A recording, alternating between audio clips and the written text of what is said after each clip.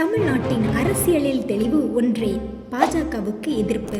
ஆனால் நடிகர் விஜய் 2025 செப்டம்பர் 11ஆம் தேதி அரியலூர் பொதுக்கூட்டத்தில் அவர் பாஜகவின் ஒரே நாடு ஒரே தேர்தல் திட்டத்தை ஜனநாயக கொலை என்று விமர்சித்தார். ஆனால் டிவிக்கு எதிர்கால நிலைப்பாடு இன்னும் மங்கலாகவே உள்ளது. ஒரு காலத்தில் எடப்பாடி பழனிசாமியும் இப்படி மௌனமாக இருந்து பிறகு பாஜகவோடு கூட்டணி சேர்ந்து தமிழக உரிமைகளை விற்றார். 2025 கூட பாஜகவோடு மீண்டும் கூட்டணி பேச்சுகள் நடந்தது.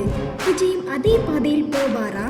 தமிழக இளைஞர்கள், விவசாயிகள், தொழிலாளர்கள் நீட் திணிப்பு, இந்திய அடக்குமுறைக்கு எதிராக உரத்த குரல் கொடுக்கின்றனர். ஆனால் விஜய் மக்களோடு உறுதியாக நிற்பாரா அல்லது பாஜகவோடு கைகோர்த்தாரா? இந்த குழப்பத்தை தீர்க்கும் பாதுகாப்புக்கு இடையில் முதல்வர் ஸ்டாலினின் திராவிட தலைமை அவரின் உறுதி கவசமாக நிற்கும் கொங்கு மண்ணின் காவலன் செந்தில் பாலாஜி.